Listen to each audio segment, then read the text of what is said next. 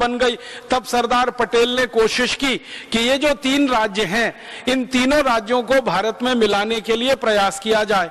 तो जूनागढ़ राज्य को उन्होंने मिला लिया। बाद में हैदराबाद भी भारत में मिल गया, क्योंकि सरदार पटेल ने दोनों राजाओं को ये कहा था कि तुम पाकिस्तान जाना चाहते हो तो चले जाओ, तुम्हारा राज्य पाकिस्तान नहीं जाएगा, क्योंकि तुम्हारी जनता की इसके लिए अनुमति नहीं है। हैदराबाद रियासत में सरदार वल्लभ भाई पटेल ने एक आंतरिक सर्वेक्षण कराया था, क्योंकि वो भारत के गृह मंत्री बन चुके थे। उन्होंने एक आंतरिक सर्वेक्षण ये कराया था कि हैदराबाद रियासत में रहने वाले लोगों से पूछो वो क्या चाहते हैं।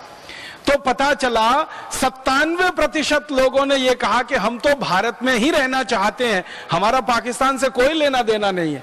तो सरदार वल्लभ भाई पटेल को हौसला बढ़ा, उत्साह बढ़ा, और उन्होंने हैदराबाद के निजाम को कहा कि तुमको जाना है तो चले जाओ, ये राज्य तो भारत में ही रहेगा, क्योंकि यहाँ के नागरिकों का कहना है कि हम भारत में रहना चाहते हैं। और हैदराबाद का निजाम फिर तैयार नहीं हुआ, तो एक दिन सरदार पटेल ने उनको संकेत में एक धमकी दी थी कि निजाम ये समझ लेना कि मैंने मेरे हाथों में चूड़ियां नहीं पहन रखी है, जब तक मैं तुम्हें झेल रहा हूं तब तक झेल रहा हूं। जिस दिन मेरे को ऐसा लगा कि अब सीमा खत्म हो गई है झेलने की, तो 2-4 घंटे ही लगेंगे, भारत की एयरफोर्स के जवान, भारत की सेना के जवान तुम्हारे हैदराबाद में उतरेंगे और एक झटके में पूरा हैदराबाद भारत में मिल जाएगा। और उसके समानांतर हैदराबाद रियासत में एक संग्राम चल रहा था, पूरी रियासत को भारत में मिलाओ, नागरिकों की तरफ से एक आंदोलन चल रहा था। और इस आंदोलन में बहुत बड़ी भूमिका थी आर्य समाज के नेताओं की।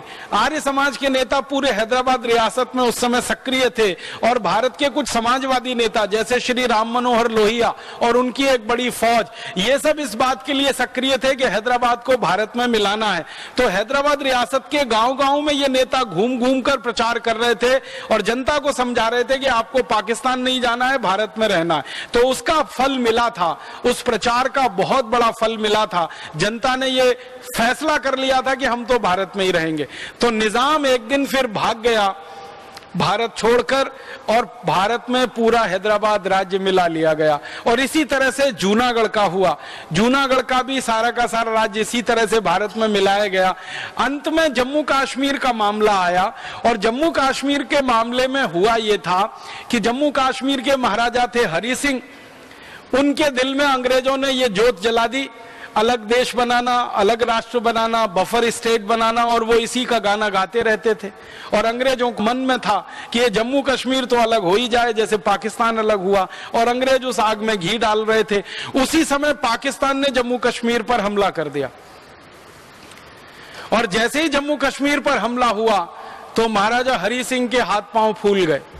उनके पास पूरी सेना नहीं थी जो पाकिस्तान के हमले का सामना कर सके, और महाराजा हरि सिंह को यह दिख गया कि अब तो पाकिस्तान की सेना जम्मू तक पहुंचने वाली है, अब ज्यादा दूर नहीं है, और अब तो ये श्रीनगर भी गया, जम्मू भी गया, सब कुछ गया। तो उनके दिल में था कि एक स्वतंत्र राष्ट्र बनेगा, अब तो लगा कि ये पाकिस्तानी राष्ट्र बन जाएगा। तो अंत में उन्होंने हथियार डाले और सरदार वल्लभ भाई पटेल के पास अपने प्रधानमंत्री को भेजा और कहा कि अब आप हमें बचाओ। तो सरदार वल्लभ भाई पटेल ने मुस्कुराते हुए कहा कि हम क्यों बचाएं आपको, क्यों बचाएं, जम्मू कश्मीर तो भारत का अंग है नहीं, और आप तो कहते हो कि हम स्वतंत्र देश बनाएंगे, तो अपना स्वतंत्र देश बना लो, हम आपको क्यों बचाएं। तो जो प्रधानमंत्री था महाराजा हरि सिंह का बहुत होशियार, बहुत चतुर व्यक्ति था, उसने कहा कि इस समय बहस करने का समय नहीं है, बाद में हम तय कर लेंगे, लेकिन ये पाकिस्तानियों से तो हमें बचाना है अपने राज्य को। तो सरदार पटेल ने कहा कि मैं मेरी सेना भेज सकता हूं और पाकिस्तानियों को हमारी सेना गाजर मूली की तरह से काट देगी, लेकिन एक शर्त है। तो शर्त क्या है? शर्त यह है कि आप बिना किसी शर्त के भारत में मिलने का फैसला करो और ऐलान करो कि भारत में आपका पूरा राज्य का विलय होगा।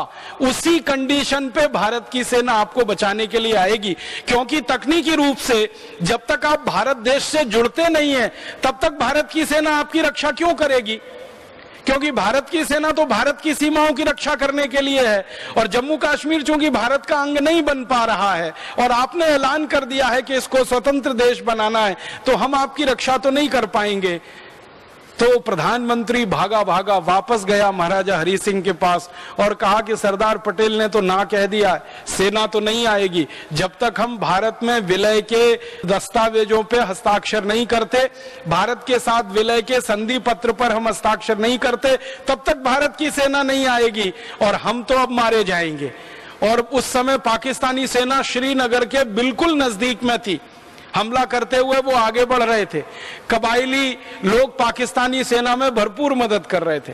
तो महाराजा हरि सिंह ने फिर दस्तावेज पर हस्ताक्षर किए, भारत में जम्मू कश्मीर का विलय हुआ और जम्मू कश्मीर भारत का अभिन्न अंग बना।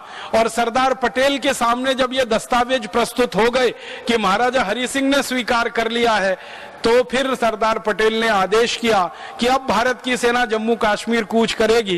तो भारत की वायु सेना ने और थल सेना ने रातों रात 24 घंटे में जम्मू कश्मीर में जो ऑपरेशन चलाया वो दुनिया का सबसे अद्भुत ऑपरेशन था।